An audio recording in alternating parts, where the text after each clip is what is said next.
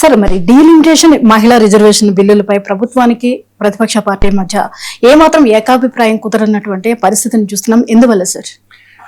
అంటే ఫస్ట్ అర్థం చేసుకోవాల్సింది, అసలు మహిళా రిజర్వేషన్ బిల్లు ఇప్పుడు ఎందుకు మళ్ళీ పార్లమెంట్కు రావాలి? అది ఆల్రెడీ ఆమోదం పొందింది కదా. 2023లోనే మహిళా రిజర్వేషన్ బిల్లును పార్లమెంట్ ఆమోదించింది, అది చట్టం అయిపోయింది. అసలు ప్రతిపక్షాలు ఆ రోజే డిమాండ్ చేశాయి దీన్ని 2024 ఎన్నికలకే అమలు చేయాలి అని. కానీ మరి బీజేపీ ఎందుకు అమలు చేయలేదు? పార్లమెంట్ లో చట్టం ఆమోదం పొంది 3 ఏళ్ళైంది, బిల్లు ఆమోదం పొంది, ఇప్పుడు ఎందుకు మళ్ళీ ఆ బిల్లు ప్రస్తావన వస్తుంది? ఇది మనకు ఫస్ట్ గా అర్థం కావాలి. ఏం చేశారు? 2023 బిల్లులో మహిళలకు రిజర్వేషన్లను ఆమోదిస్తూ ఒక పనికిమాలిన అనవసరమైన మెలిక పెట్టారు. ఏందా మెలిక? నెక్స్ట్ డీలిమిటేషన్ తర్వాత దీన్ని అమలు చేస్తాము అన్నారు. డీలిమిటేషన్ ఎప్పుడు జరుగుతుంది?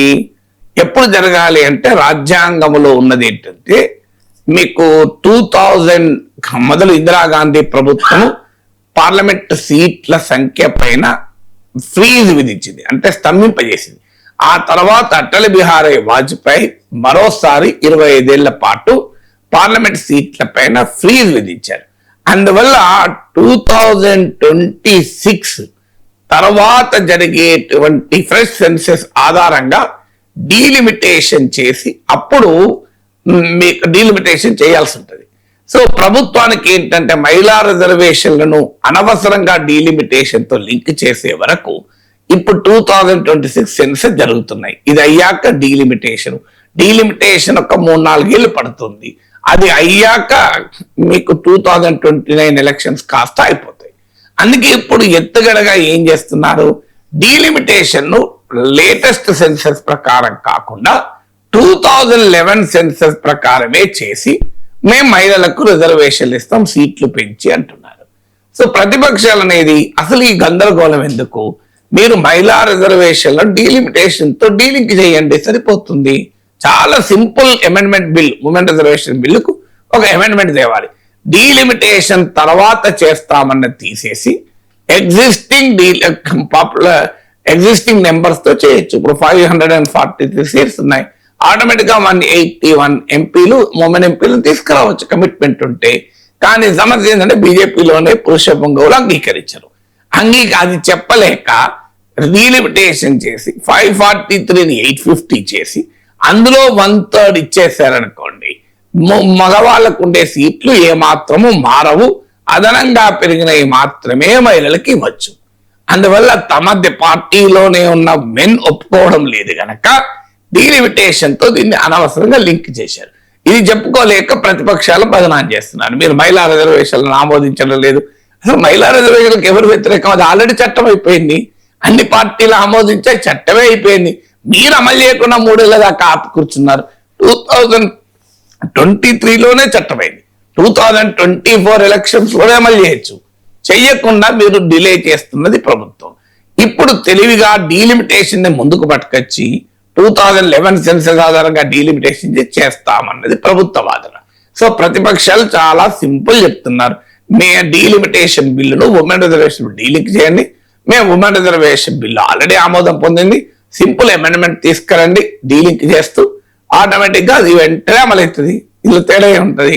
అందువల్ల మహిళా రిజర్వేషన్ అడ్డుకుంటున్నది ప్రతిపక్షం కాదు, మహిళా రిజర్వేషన్ అడ్డుకుంటున్నది ప్రభుత్వం, అధికార కూటమి, ఎన్డీఏ కూటమి అడ్డుకుంటుంది మహిళా రిజర్వేషన్. ఇక నెక్స్ట్ క్వశ్చన్ వస్తే డీలిమిటేషన్ పైన ప్రతిపక్షాలకు సీరియస్ అబ్జెక్షన్స్ ఉన్నాయి, సీరియస్ కన్సర్న్స్ ఉన్నాయి.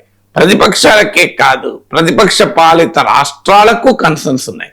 అన్ఫార్చునేట్లీ సౌత్ ఇండియాలో ఇప్పుడు ఆంధ్రప్రదేశ్ ప్రభుత్వం పొలిటికల్ గా బీజేపీతో ఉన్నారు కనుక పైకి మాట్లాడకపోవచ్చు, కానీ అంతర్గతంగా వారికి కూడా కన్సర్న్ ఉండాల్సిందే. ఎందుకంటే ఇది డీలిమిటేషన్ పైన కన్సర్న్స్ చాలా లెజిటిమేట్ కన్సర్న్స్. ఏంటి కన్సర్న్ డీలిమిటేషన్ పైన?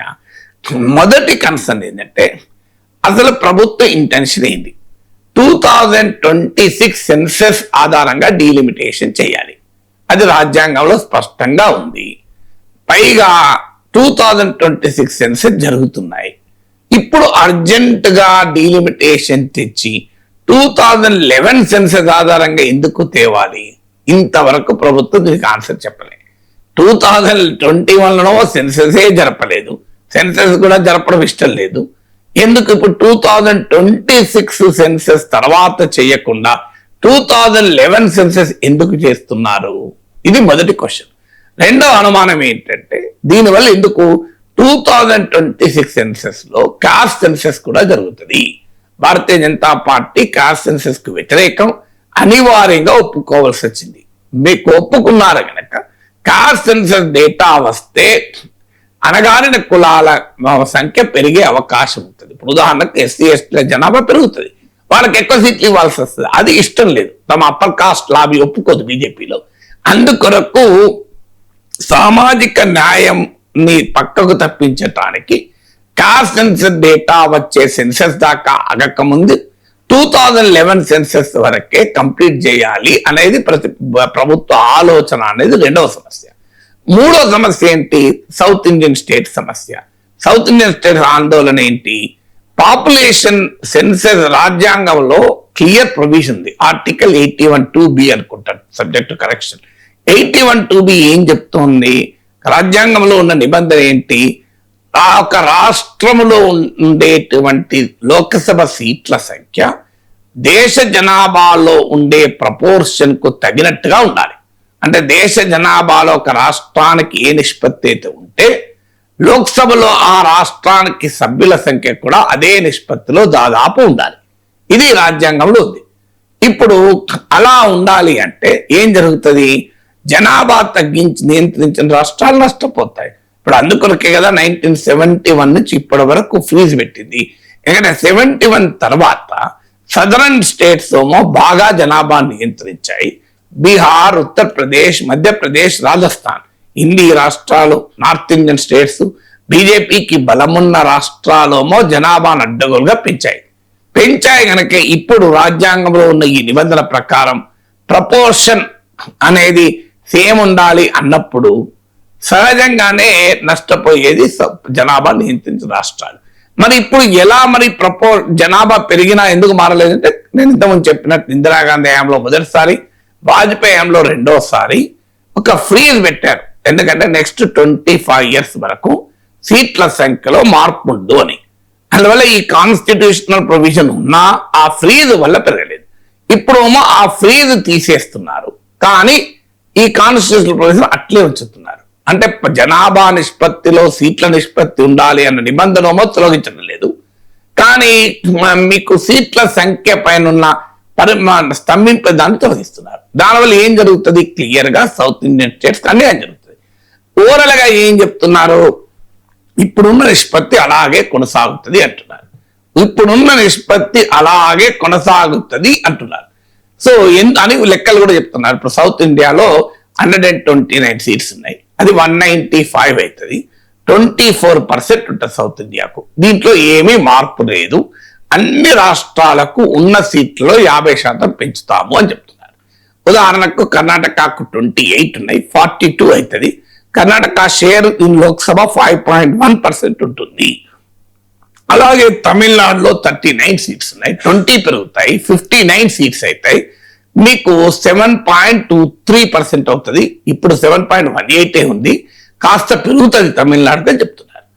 కానీ మరి చెప్పినప్పుడు ఒకటే సింపుల్ క్వశ్చన్, ఒకవైపు ఏమో సీట్ల సంఖ్య ప్రపోర్షన్ అలాగే ఉంటుంది అంటున్నారు, మరో పక్క అదే రాజ్యాంగంలో నిష్పత్తి జనాభాతో లింక్ చేశారు. జనాభాలో ఒక రాష్ట్రానికి ఎంత నిష్పత్తి ఉంటే పార్లమెంట్ సీట్లలో అంతే నిష్పత్తి ఉంటుంది. ఈ రెండు ఎలా సాధ్యమవుతుంది?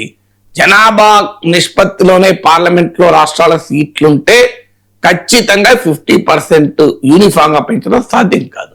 50% యూనిఫామ్ గా పెంచితే జనాభా నిష్పత్తి సమాన నిష్పత్తులు ఉండవు. ఇప్పుడు నేను ఇందులో వాటర్ తాగేస్తాను, తాగిన తర్వాత వాటర్ తాగాలి, బాటిల్లో వాటర్ ఉండాలి. ఎలా సాధ్యమవుతుంది? ఏదో ఒకటే సాధ్యమవుతుంది. ఇప్పుడు ఇందులో వాటర్ బాటిల్ ఉంది, నేను తాగాను అనుకోండి అయిపోతాయి. లేదు నేను తాగాలి, బాటిల్లో నీళ్లు ఉండాలి. రెండు సాధ్యమవుతుందా? ప్రాక్టికల్ గా ప్రభుత్వం ఇప్పుడు చేస్తున్న వాదన అది. జనాభా నిష్పత్తికి తగినట్లుగా పార్లమెంట్ లో సీట్ల నిష్పత్తి ఉంటుంది అంటున్నారు, పైగా మేము యూనిఫామ్ గా 50% పెంచుతామంటున్నారు. ఇది ఎలా సాధ్యమవుతుంది? కోర్టులో నిలబడదు. రెండోది ఏంటి? రూరల్ స్టూడెంట్స్ ఇస్తున్నారు.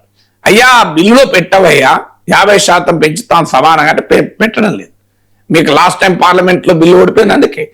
మీరు ఓరల్ గా ఏదైతే చెప్తున్నారో అది బిల్లులో రాయండి అంటే బిల్లులో మాత్రం రాయడం లేదు. విచిత్రంగా బిల్లులో రాయరు. పైగా బిల్లులో మీకు రాజ్యాంగంలో ఉన్న నిబంధన జనాభా నిష్పత్తితో ఉన్న లింక్ చేసిన అలాగే ఉంటది. అంటే ఏంటి కుట్ర? క్లియర్ గా సౌత్ ఇండియన్ స్టేట్స్ అన్యాయం చేయడమే. ఇది దేశంలో ప్రతిపక్షాలు అంగీకరించే అవకాశమే లేదు. ఇది రెండవది. మూడవది, ఈవెన్ యూనిఫామ్ గా 50% పెంచినా బ్యాలెన్స్ ఆఫ్ పొలిటికల్ పవర్ పోతుంది. ఎందుకు పోతుంది అంటే ఉత్తరప్రదేశ్ లో 80 ఉన్నాయి, అది 120 అవుతుంది. ఉత్తరప్రదేశ్ లో ఇప్పుడు 80 ఉన్నాయి, ఉదాహరణ కేరళలో 20 ఉన్నాయి, తెలంగాణలో మీకు ఆంధ్రప్రదేశ్ లో 25 ఉన్నాయి, తెలంగాణలో 17 ఉన్నాయి. యూపీకి ఆంధ్రప్రదేశ్కి ఇప్పుడున్న డిఫరెన్స్ చూడండి, 80 - 25 55 సీట్స్ డిఫరెన్స్. రేపు ఏమవుతుంది? యూపీకి 120 అవుతుంది, ఆంధ్రాకి ఎంత అవుతుంది? 37 కావచ్చు లేదా 38 కావచ్చు. 120 - 38 ఎంత? 82 అవుతుంది. అంటే తేడా ఎంతకు పెరిగింది? 55 నుంచి 82కి పెరిగింది. మరి తేడా పెరగలేదా?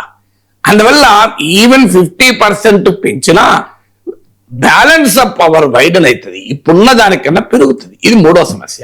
నాలుగో సమస్య ఏంటంటే డీలిమిటేషన్ ఏ రకంగా చేస్తావు? జమ్మూ కాశ్మీర్ అనుభవం ఉంది, అస్సాం అనుభవం ఉంది. క్లియర్ గా బీజేపీకి ఉపయోగపడేలా కాన్స్టిట్యున్సీ బౌండరీస్ మార్చారు. అస్సాంలో ఉదాహరణకు ముస్లిం డామినేటెడ్ అసెంబ్లీ సీట్ 33 నుంచి 22 తగ్గించారు. జమ్మూ కాశ్మీర్ లో హిందూ మెజారిటీ జమ్మూలో పెరిగాయి, ఆ స్థాయిలో కాశ్మీర్లో పెరగలేదు.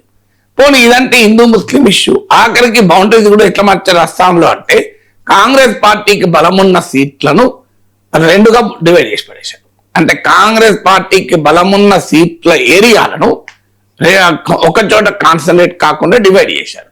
దాంతో కాంగ్రెస్ పార్టీ గెలవకుండా బీజేపీ గెలవటానికి కారణమైంది.